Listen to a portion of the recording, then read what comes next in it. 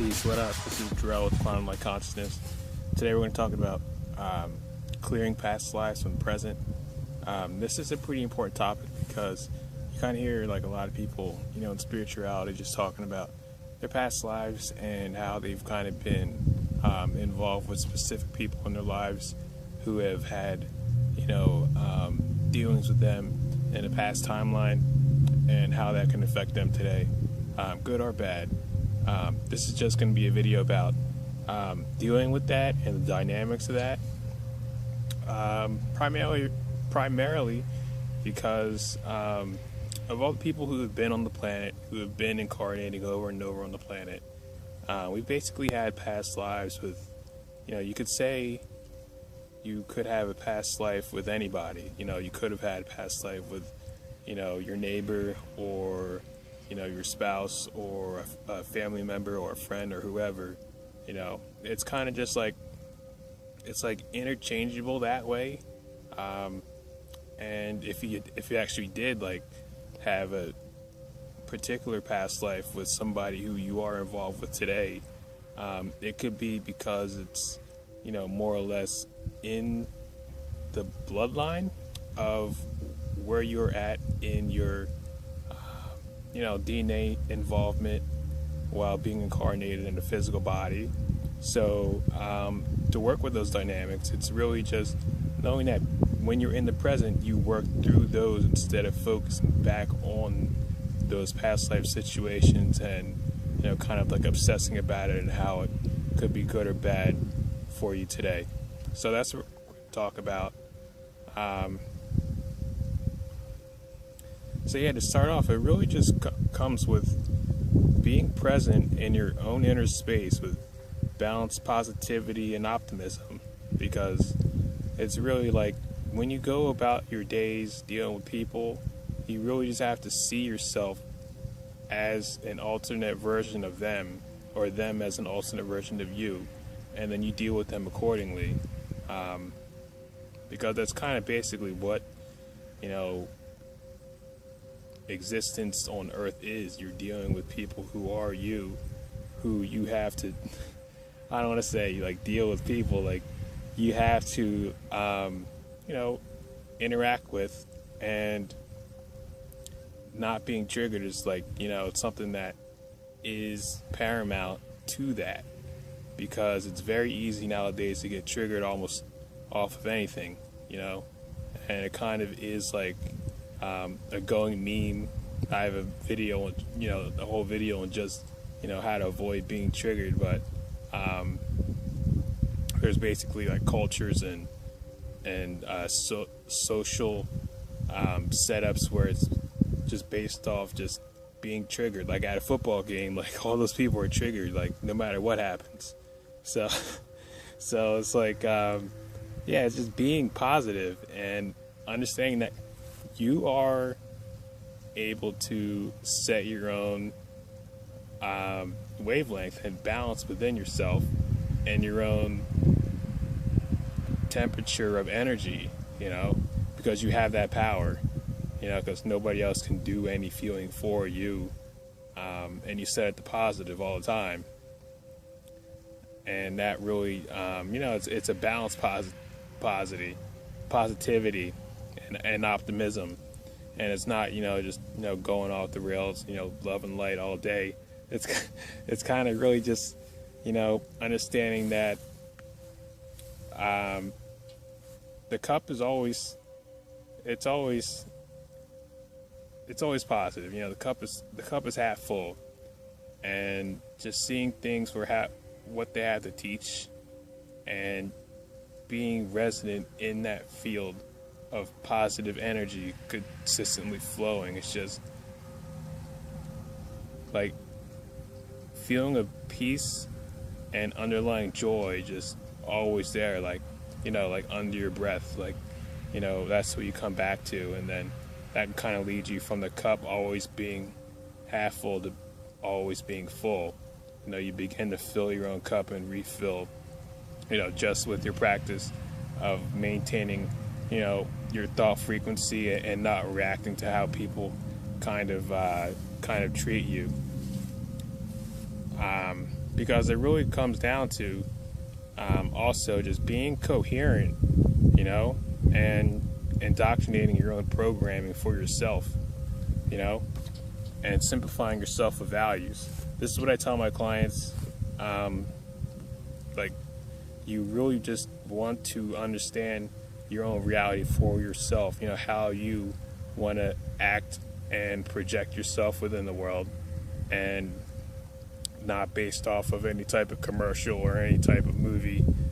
Well, it could be a movie, it's a good movie, that is most relevant to how you like to interact and, reflect and project yourself.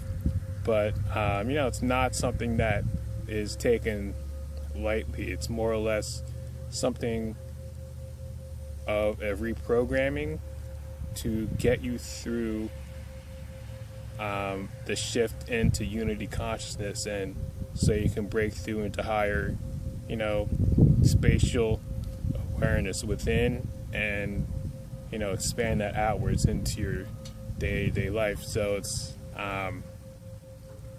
understanding that your values are like fourth density, because you look in the news, it's kind of like they'll break down documents, blatant documents of evidence of incriminating activity going on, and they'll say it means something completely different. The offending party will say that. So it could be same with anything, like a word. Like you could take a word like happiness, and that can mean different things, to complete different things to different people. And some people like happiness; they find happiness in material things, But if you actually know what happiness is, it's always found in the moment. It's a state of being that you have to cultivate and build up, and you kind of have to work your emotional body like a muscle and expand that. And when you do that, it kind of really gets you into like a paradigm within yourself that you cultivate, and then your reality kind of just begins to compound on those types of values that you instill for yourself and build upon. It's kind of like the 100th monkey effect, or the Maharishi effect within yourself. I like to call it the 13th monkey effect, because it's like you're working with your entire chakra setup. It's 13 chakras, and you instill like a new program of how you want to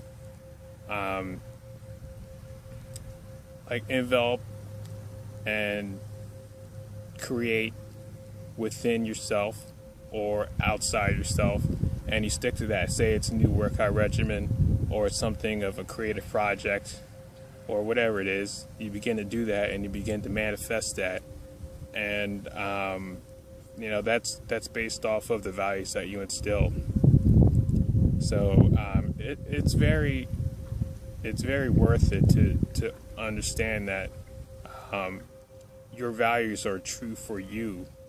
So to clear past lives from the present, you're basically going to want to start detaching from the negative programming, the negative ego programming that people have been running on the planet for a couple thousand years, for all the times that you've been reincarnated here as a human being.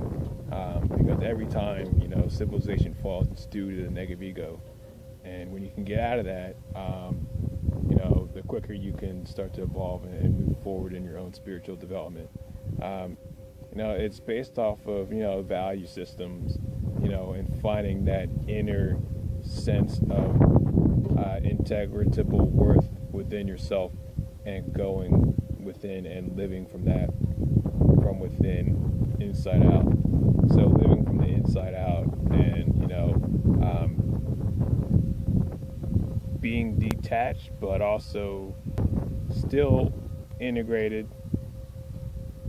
not attaching or taking offense, to what may be going on around you, because there's a lot of stuff that's triggerable for people, just when you turn on the TV. If you even watch TV, a lot of people don't. Or just walking down the street, you see chemtrails, or you see, trucks with gas coming out the fumes of, their smokestacks, just, or just pollution everywhere. It depends on the person. It's really just not being affected by what you have control over not to be affected by, because you are in control of what you feel, preeminently. And it's kind of like you have values and you stick to them because you have that eminence, and with that control, you understand the more you instill those values, the stronger that they're only going to get. That comes with anything. And it's like, you don't go for the psychological manipulation that goes on. Like, you're not going to believe what happens in politics when they use some wordplay over, well, we're a group of people and we think that this incriminating document means something completely different. It's the direction that we're going as a society, that you're going to see total, complete nonsense try to rationalize itself.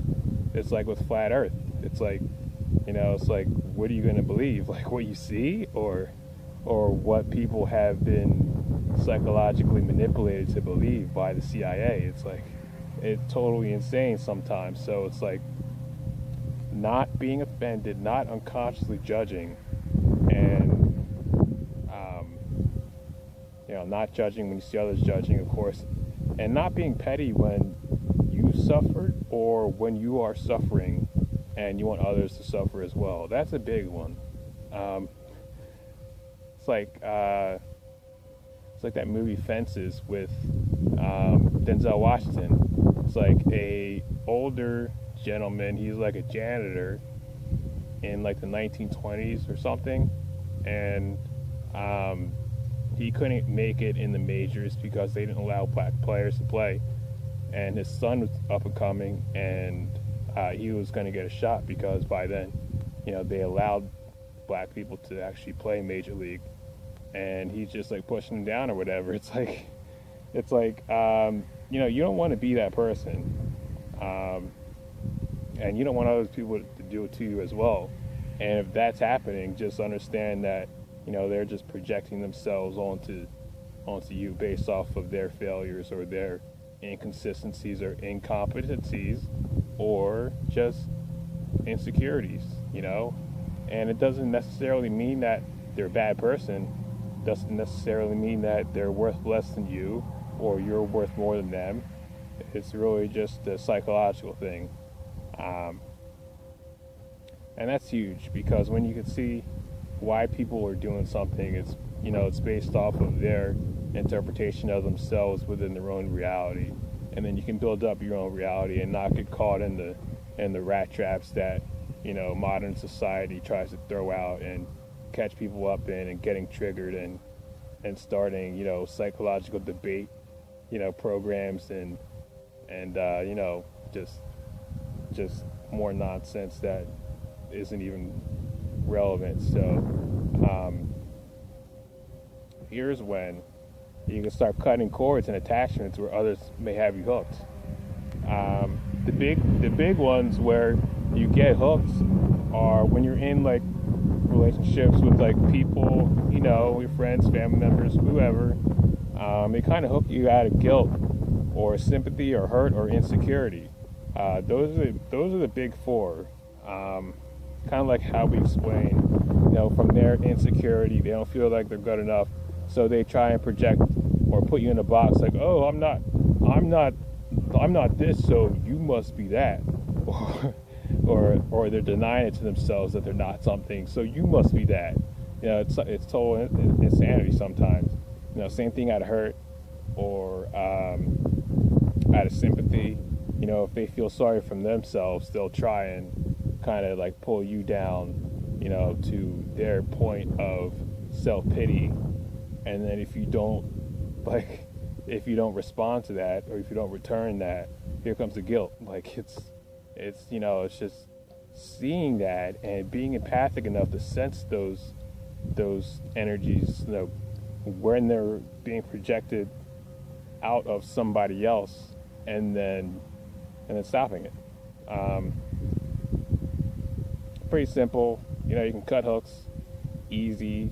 You can do like a ceremony, but when I feel like I'm attached, it's really just like kind of like a gravitational pull towards a person, or when you feel the energy, you feel where you might be physically hooked, and then you kind of just like grab the hook.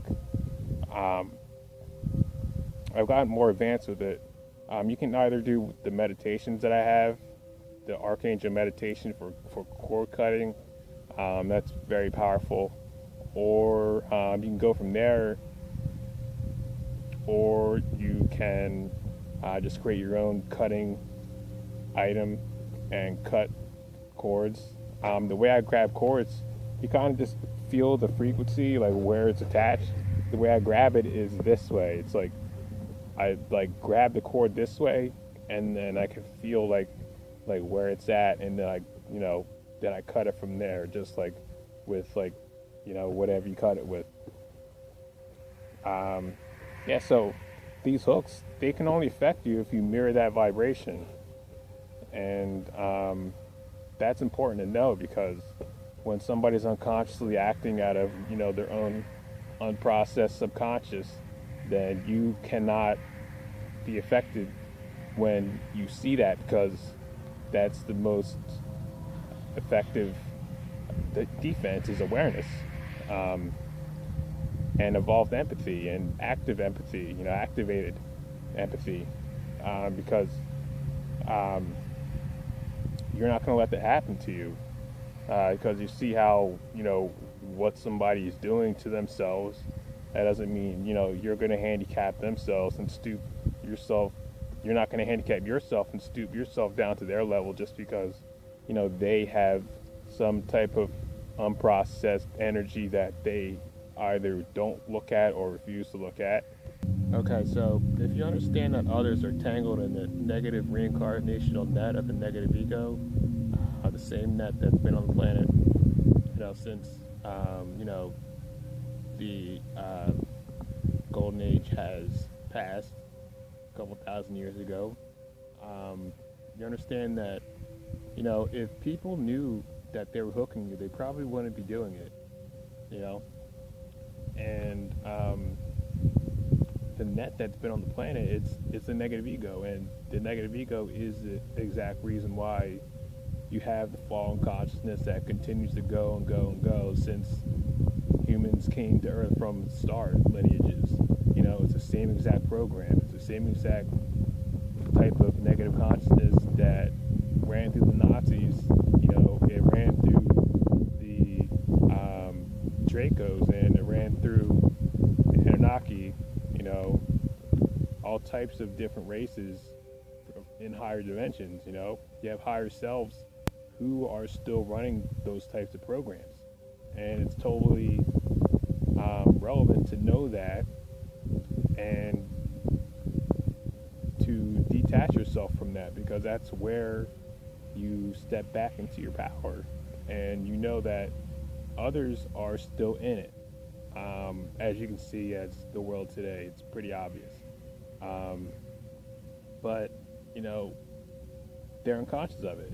They're unconscious of the negative frequency going through their minds that cause them to unconsciously judge and just unconsciously project and keep themselves tangled in the same types of situations, incarnation after incarnation. So since you're watching this video, you have the awareness to know that there is a way out, and you can process your way out.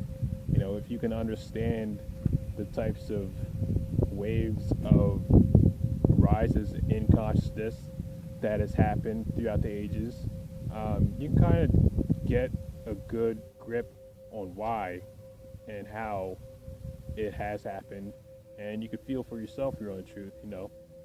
Don't just take it from me, just do your research. So when you see others in this negative net, just kind of facilitating their own illusory state of just negativity and projection of their negative shadow selves. You just hold space, hold space for them to sort themselves out, even if they may not ever. You have to do that just because if you partake in that, then you're part of that and you're back in it, and then you have to start over. You have to start over and detach yourself from those thought forms going through that person. Just detached compassion. That's a huge thing to practice. It's monumental. It's probably one of my most favorite key words to say and remind people to step into, only because it's so powerful. And it's a state of just being. It's a state of unconditional love, which is an unconditional state of being, of existence, before you're even born. Like, you existed there, just as a being of divine energy. So when you hold a space of clarity and divine neutrality within yourself, that's a space that you want to be in. It's the most powerful space. It's where you find your own personal freedom, even if you might be, kind of feel like you're locked in a corporate job, or you feel like, you can't get out of some type of situation and you're surrounded by people who are totally unconscious.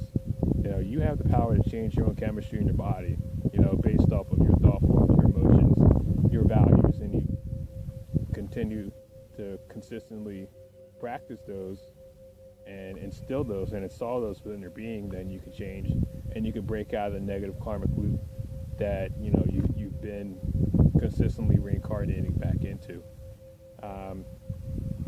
And then when you do that, you get positive past life experiences, because you hear people talk about their past life experiences and it's always something negative, like, oh, I got killed, I got my head chopped, sliced, whatever. And it's like, you can start having positive past life experiences, and I know that's real because the only ones I've had were positive. And